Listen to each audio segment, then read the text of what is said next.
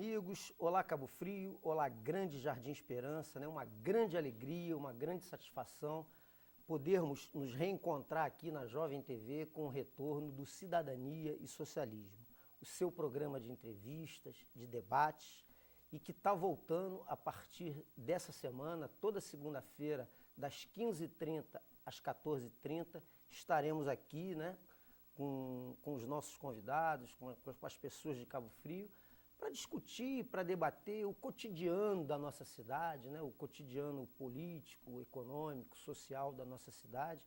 Vamos também aqui receber convidados e discutir os temas ligados à cidadania, os temas ligados ao pensamento socialista, né? Então esse é o objetivo do Cidadania e Socialismo, que também espera, né, como sempre, contar com a participação de todos vocês que nos assistem, né?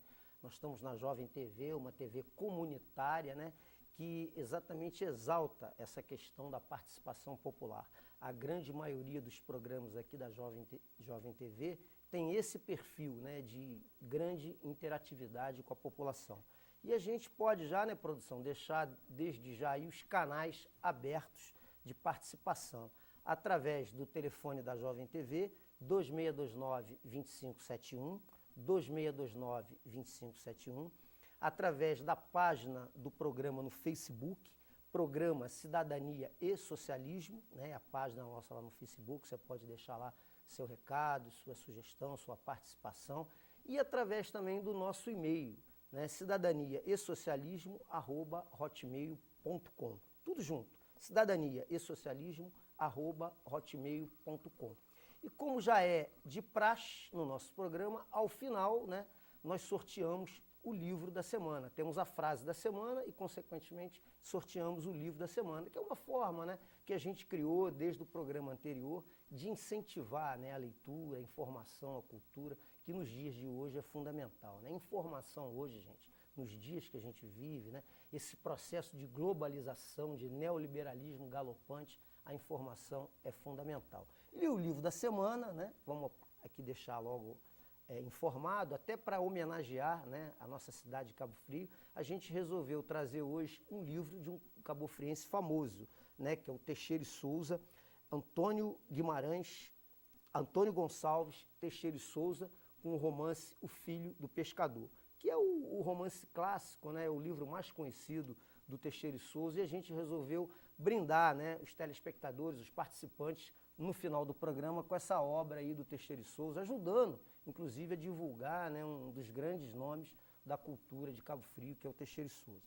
Nós estamos hoje recebendo aqui dois convidados para nos ajudar a debater o tema do dia. O tema do dia do Cidadania e Socialismo, hoje, são as manifestações, né, que varreram aí o Brasil de norte a sul, começaram no mês de junho, tiveram um prolongamento durante o mês de julho, embora, né, de forma não tão empolgante, não tão grande como no mês de junho, e que provavelmente vão ter sequência durante os próximos meses, né, talvez de forma mais localizada e pontual. Então, na volta do Cidadania e Socialismo, nada melhor do que, né, discutimos esse tema tão importante que foram essas manifestações. Então, estou recebendo aqui o Charles Pimenta, aqui à minha esquerda, que é professor de Geografia, é diretor do CEP, e que teve, no dia a dia das manifestações, quer dizer, sentiu, de fato, a temperatura das ruas, né? O Charles está aqui. E aí, Charles, tudo bom? Boa tarde aí. Boa tarde, prazer Cláudio. Em te ter aqui. Boa tarde, telespectadores da Jovem TV. Para mim é uma honra estar aqui, né, nessa reestreia do programa Cidadania e Socialismo, e com um tema que me é muito próximo. Eu milito na parte sindical pelo CEP, milito também o Movimento Popular, Associação de Moradores, e tenho também já há algum tempo, venho acompanhando todas essas manifestações no Brasil. Vamos discutir então sobre isso, né, Charles? Vamos sim. Isso aí. E ao meu lado ali, né, temos aqui o músico, produtor musical, que também sentiu a temperatura da rua, por isso eu fiz questão de convidá-los, porque conviveram, né, o processo de manifestação. O Davi Baeta, companheiro Davi Baeta. Baeta, prazer em estar aqui, né? Queremos te ouvir aí, saber a tua opinião sobre esse momento aí do país. Certo, eu fico muito feliz de estar participando aqui desse programa, porque um dos problemas grandes que a gente percebeu nessas manifestações foi a falta de canais de informação, assim, isentos e transparentes com que as pessoas pudessem ter informação de massa realmente com qualidade e pudessem ter instrumentos para se posicionar melhor em relação a tudo que está acontecendo. Muito do que se passou na televisão foi completamente desconexo do que realmente estava acontecendo na rua. Esse foi um dos grandes problemas aí. E esse programa, embora seja de uma dimensão pequena, vem para somar a elucidação aí do que realmente foi ocorrido lá. Nós vamos, inclusive, discutir aí o papel da mídia, né, na cobertura das manifestações. A gente sabe que houve muita manipulação de imagem, muita manipulação de fatos. E um programa como o nosso, que não tem nenhum compromisso, né, com esses grupos de mídia enormes, com esses grupos econômicos que às vezes dominam as mídias, né, principalmente a grande mídia nacional, a gente pode falar e expor a opinião com liberdade. Agora, evidentemente que isso está aí, o contraditório de todos aqueles que possam estar nos ouvindo e vendo e que possam também participar aí ativamente do programa. Inclusive, nós temos na volta, depois do break, né, do nosso intervalo, nós temos também, vamos ter um novo quadro, que é o Fala Cidadão, onde a gente vai sempre ouvir a opinião das ruas também, né? Nós fomos às ruas, entrevistamos algumas pessoas para sentir realmente, nos vários diferentes níveis, né, de camadas da população, a opinião do cidadão ali para saber como é que ele sentiu também todo esse processo de movimentação das manifestações, né? Que foi uma coisa que surpreendeu a muita gente, né? A população vinha num processo de descontentamento muito grande com o quadro político, né? Isso não é nenhuma novidade. E o movimento começou nas grandes capitais, particularmente em São Paulo, né, Charles, com o movimento Passe Livre, que iniciou o movimento com o tema das passagens, né, das tarifas urbanas, da tarifa do transporte coletivo em São Paulo, muito altas, tinham sofrido reajuste, e dali eclodiu, né, todo esse movimento maior, quer dizer, ali eclodiu a insatisfação geral da população, a pauta se abriu tremendamente, né, porque, como todo mundo dizia, não é só por 20 centavos que estamos aqui. É importante fazer uma colocação. Essa pauta do preço do transporte, ela influi na formulação de preços em todas as esferas. Você aumenta um preço de uma passagem, você vai ter um impacto disso nos trabalhadores, na economia dos trabalhadores, você vai ter um reajuste de alimentos, isso vai impactar em toda a economia. Então, a pauta de transporte não era só uma pauta pequena, uma pauta que também, por si só, ela se expandia. E já se expandia. E revela, como eu falei, né, a grande insatisfação da população com a política, né, a desconexão, né, que é muito clara hoje entre a sociedade e o meio político, né? A gente, às vezes, percebe, principalmente no Congresso Nacional, né, parece que eles estão em um outro mundo, inteiramente diferente, um mundo rodeado por mordomias, por facilidades, enquanto a população pena nas ruas sem o devido investimento nas políticas públicas essenciais, como você falou, principalmente saúde, educação, transporte, habitação, quer dizer, principalmente segurança pública, essas demandas que a população não vem sendo atendida, o que cria realmente essa desconexão, colocando em xeque o nosso regime de representatividade política, de representatividade democrática. O que se percebe com a abertura das pautas, com o crescimento das reivindicações, é exatamente isso. Ficou muito patente nas análises dos sociólogos, dos cientistas sociais, que é essa desconexão entre a sociedade e os políticos. Daí essa grita por mudança, por renovação nos quadros políticos, por renovação dentro do processo de reforma política e até uma reforma na via eleitoral, né? Que todo esse processo eleitoral, do jeito que ele se dá no Brasil, é que provoca a eleição de pessoas inteiramente descompromissadas com o que a população espera de um político, né, Charles? E isso não foi só no Brasil. Aqui em Cabo Frio é a mesma coisa, que a população de Cabo Frio foi às ruas com a pauta do transporte. Nós estamos vendo aí o questionamento, né, que foi feito aí com a licitação que a prefeitura fez aí para permanecer, né, o monopólio da salineira na cidade, e a partir daí também da pauta de transporte na cidade, as reivindicações se abriram para transparência, até hoje não tem um portal de transparência adequado, não tinha no governo anterior, não tem nesse governo lá aí. Quer dizer, a pauta se abriu muito, né, Charles? Não, Você participou ativamente aqui em Cabo Frio das manifestações. Participei das manifestações no Rio também, né? E é importante colocar o seguinte, que a expressão que foi muito utilizada durante as manifestações era que o gigante acordou. E é necessário desfazer esse mito. Todas essas manifestações elas fazem parte de uma conjuntura internacional que no Brasil a gente acompanha recentemente, desde a greve de Jirau e Belo Monte, que as condições subhumanas dos trabalhadores da construção civil, que queimaram os canteiros de obras. É importante destacar também a greve dos professores, é importante destacar também a greve dos bombeiros, que comoveu o Brasil todo. Então já era um processo de lutas que vinha ocorrendo. O problema tinha muitos setores de luta que não acreditavam que haveriam grandes manifestações, grandes mudanças, em função do Ibope, do Sérgio Cabral e da presidente Dilma Rousseff. Então se colocava, parlamentares que têm esse índice de aprovação, eles são blindados, eles estão imunes a qualquer tipo de luta. E a jornada de junho mostrou que isso era mentira.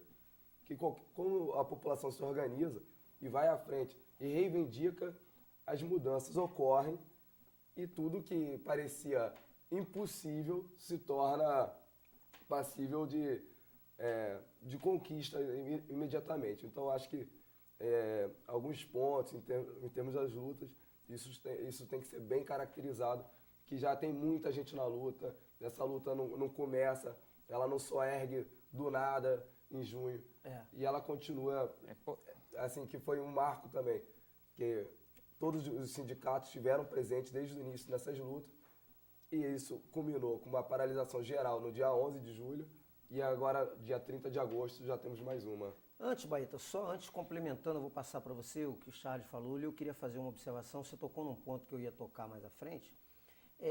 Houve alguns setores da mídia e da própria legião dos manifestantes que foram muito injustos com alguns movimentos sociais, com alguns sindicatos e com alguns partidos políticos. Porque, como você disse, o gigante, na verdade, ele acordou no sentido da grande massa, mas tinha muita gente que já estava na rua há muito tempo atrás, né? Houve uma injustiça por exemplo, com os partidos de esquerda, com o PSOL, com o PSTU e com o PCB, que essas demandas que foram reclamadas pela população nas ruas vinham sendo sistematicamente as demandas desses partidos, inclusive pela via institucional, pela via eleitoral. Sim. Se você acompanha as campanhas políticas, você vai ver que grande parte dessas demandas nas ruas foram as demandas de determinados grupos sindicais, de determinados movimentos sociais e de determinados partidos políticos. Que a grande insatisfação da população é exatamente com os partidos que fazem parte dessa governança municipal,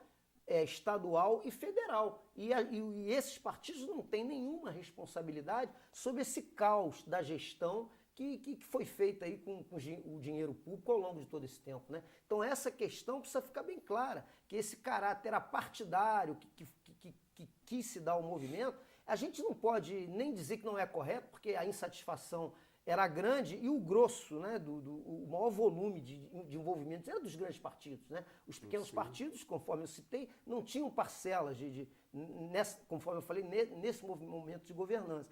Então é claro que esse movimento apartidário ia ganhar essa repercussão toda na sociedade, mas deixou-se de fazer essa ressalva que eu considero muito importante. Acho que o Baeta queria complementar, só né, Baeta? colocar sobre duas questões aí que vocês levantaram. Eu acredito que, na verdade, quem acordou por o que estava acontecendo foi a grande mídia, porque a população sempre esteve vivendo isso, sempre sentiu na pele as dificuldades, toda a problemática que foi levantada com os movimentos, eles estavam vivendo isso a todo momento. Só que lhes faltava, na verdade, o que falta, enquanto não se fizer uma reforma dos grandes meios de comunicação de massa, isso não vai mudar. A grande mídia é uma mídia que trabalha com desinformação, ela não trabalha com informação. Então falta, assim como faltam canais de participação, não só uma participação de 4 em 4 anos no voto, uma participação contínua, faltam canais para a grande massa nesse sentido, falta informação para a grande massa de qualidade, realmente isenta e pontual, porque a grande mídia não cumpre esse papel. Sobre o descontentamento com os partidos, é importante frisar que existem partidos independentes. Quando eu falo independentes, é que não são sujeitos a financiamentos que depois amarram a pauta das políticas de governo, porque muito se critica os políticos de modo geral, só que, na verdade, a crítica tem que ser direcionada para a forma como esses políticos são eleitos. Não a população não elege, muitas vezes, o político que alcança o mandato. Quem elege esse político é o conjunto ali de financiadores de campanha que tem condição de fornecer uma campanha custosa e que realmente com força para eleger esses candidatos. Então, quem elege muitos desses políticos aí venais são as campanhas com muita grana e que depois amarram a atuação desses políticos e pautam a política brasileira. Se tiver, produção, participação via telefone, tem prioridade, tá? Só nos avisar e colocar no ar aí pra gente ouvir os ouvintes, né? Que a gente quer ouvir realmente a opinião dos nossos telespectadores. Tem alguém na linha? Tem. Tem alguém na linha aí? Tem eu. Então, enquanto o pessoal do telefone aqui coloca aqui no ar, deixa eu registrar aqui a participação de alguns companheiros aqui que estão prestigiando aqui a nossa página, né? A Lurdinha Calainho, o Doc Costa, a Vila do Sol aqui, né? O companheiro entrou como Vila do Sol, né? A Norimar Carvalho, o Doc Costa, eu já falei aqui, que estão aqui mandando força, Sérgio Friedman também aqui na nossa página, né? Que estão aqui dando força para o programa e evidentemente já estão se habilitando a participar aqui do sorteio do livro, né? Tem o telefone, veio? Tá na linha aí? Ou ainda não, né? Pode jogar, pode colocar o telefone. Alô? Pode colocar o ouvinte. Alô? Então, é o Marcos Leite que está falando. Marcos Leite, fala aí, meu Eu cara. mesmo. Isso aí é uma coisa meio definida aí dos governantes, tá? Porque uma hora o senhor Cabral apoia a manifestação, outra hora pede perdão por não ter cumprido as reformas que devia à cidade, né? É isso do Estado do aí. Rio, porque ele até veio a televisão com o discurso hipócrita dele. Ele falou que para diferenciar o homem político do cidadão. Que isso? Ele é o governador do Estado, não é? É isso aí. Você foi a favor das manifestações, ô Marcos Leite? Claro, com certeza, com certeza. Mas eu não sou muito partidário, não. Eu sou o PSOL mesmo, tá? Eu defendo a bandeira do PSOL, tô aí, porque deve tá ok? Com a minha dificuldade toda, tá?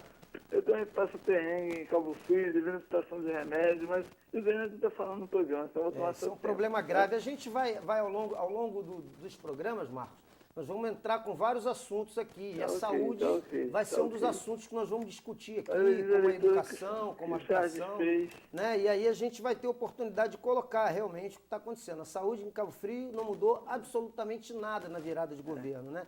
Então é um tema de grande reclamação da população que certamente vai ser objeto aqui de análise do Cidadania. Hoje, como nós estamos voltando, né, Marcos?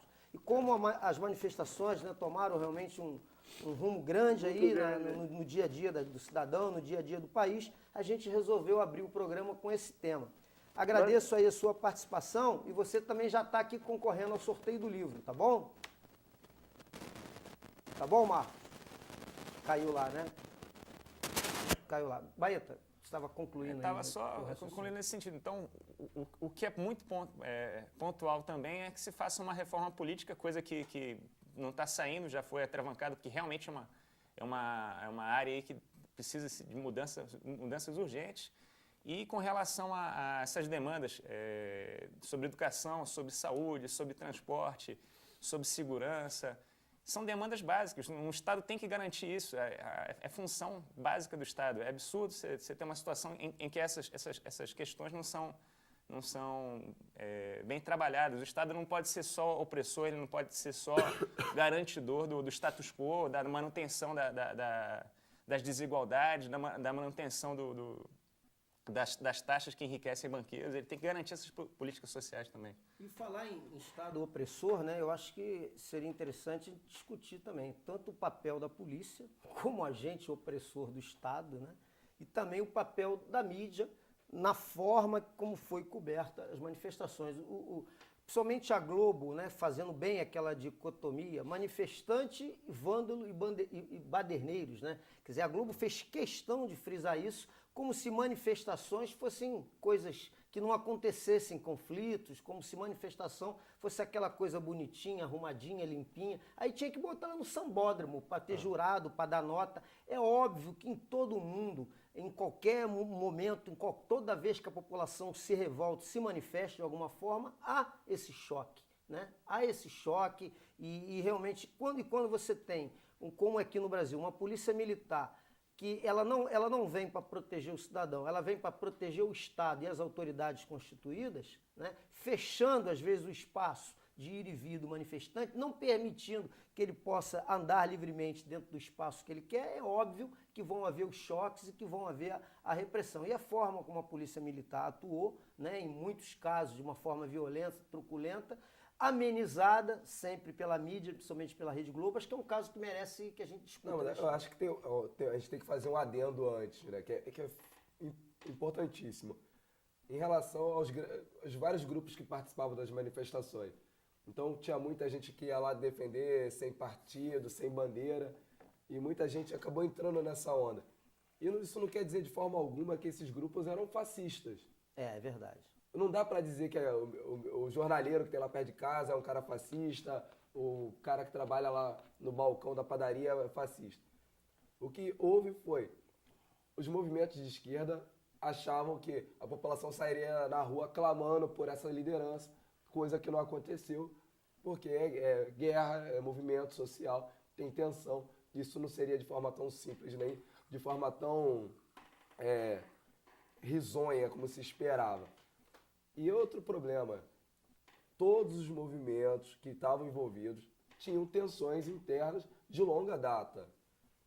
Que tem um projeto político em disputa, mas isso não significa dizer que é um projeto político partidário. Então, quando o PSTU, por exemplo, ele entra numa briga com vários setores independentes para disputar a bandeira, o PSTU é um partido que erra naquele momento. O que tinha que se discutir ali era a disputa da pauta, que não era só 20 centavos, era discutir a reforma agrária, a reforma urbana, a saúde, a educação. Querendo ou não, isso é uma coisa que todo mundo tem que admitir, que num país como o Brasil, que o futebol tem essa representatividade que tem, as pessoas irem para as ruas, negar a Copa do Mundo, negar a Copa das Confederações, exigir saúde e educação, é um mega avanço. A gente tem um progressismo muito grande. E a tarefa que vai se colocar daqui por diante é como organizar essas pessoas para se manterem na luta e transformar radicalmente o Brasil. Agora, o movimento, como ele foi muito amplo também, ele permitiu sim que alguns setores fascistas, integralistas, skinheads também atuassem. Na verdade, foi um movimento extremamente difuso, onde ali, conforme você disse, se confundiam muitos interesses, realmente. Não, mas no final da jornada de junho, como a pauta já estava mais disputada, as bandeiras voltaram, apesar de toda forçada de barra que o PT deu, com a onda vermelha em São Paulo, chamando o confronto direto dos seus filiados e militantes com os grupos nas ruas, mas já tinha um avanço ali da pauta, que isso ficou muito claro em várias cidades, que já tinha lá um projeto muito claro de, na minha cidade a prioridade é a educação, na minha cidade a prioridade é a saúde, e aqui em Cabo Frio a gente teve como prioridade a questão do transporte, em função do próprio monopólio que essa lineira exerce de forma tão cruel contra a população. E aí, Bahia? Nesse sentido, eu acho muito importante frisar que a importância dessas manifestações ela teria que ser melhor entendida como um esforço direcionado para os municípios. Quando o cidadão ali ele clama por educação, isso não é do âmbito federal para baixo, isso parte do município. Quando ele clama por saúde, isso parte do município. Transporte, isso parte do município, tem que ser direcionado por um município, você tem que direcionar os protestos para quem tem mais medo da população, que os elementos mais fracos são os vereadores, a Câmara de Vereadores, os prefeitos. Baeta, só um minutinho, tem alguém na linha aí? Vamos dar uma prioridade, você completa o seu raciocínio daqui a pouco. Novamente, Quem está na linha? Marcos Leite de novo. Fala, Marcos Leite. O Beto falou aí muito bem falado, tá? A respeito dos vereadores, que a Câmara não tem um vereador da oposição realmente. O prefeito já comprou todos eles, cara. Como que o povo fica? Fica jogado ao Léo. É verdade, Não tem Marcos. de quem reclamar. Todo mundo vendido já, A Câmara atualmente. está subordinada, né, os interesses É, do isso aí. Executivo na cidade, né? Às vezes não é depender de ter um vereador da oposição, do pessoal lá. Tem que Fazer levar um- uma faixa para a rua. Dia 7 de setembro ué. vai ter uma grande aí. manifestação geral, Brasil afora aí. Vamos colocar essa faixa lá. Você leva ela lá. Tá legal? Verdade, cara. Falou então. Um grande Bora aí, abraço. parabéns pelo retorno do seu programa, tá ok? Obrigado Parabéns. aí, Marcos. Obrigado Eu aí. com Contamos saudade aí de com a você sua, aí, fazendo com a esse sua questionamento audiência aí. pro povo Grande ver, abraço. tá? Grande abraço, Marcos. É importante Valeu. frisar E aí, isso. Bahia? É importante frisar isso, que a grande corrupção que acontece no país como um todo, que realmente priva de saúde, de educação, de transporte, é a corrupção que acontece nos municípios e que compactua com os governos estaduais, que são os responsáveis diretos por o direcionamento dessas verbas. O governo federal, quando ele destina verba para a saúde e para a educação, ele tem um portal onde você tem todo a destinação transparente, e aí depois, quando você chega nos governos, isso você não tem mais como saber para onde está indo. Os portais dos governos já estaduais já começam a ter dificuldades, e tem municípios como o nosso aqui, em que o portal de transparência é muito ruim, você tem dificuldade de acesso, você não consegue acessar de modo contínuo, você tem que acessar dia a dia, você tem que dar, se você quiser ver para onde foram destinadas as verbas ao longo do ano, você tem que dar 365 cliques. Não dá para você procurar por nome ou por área específica, é muito ruim.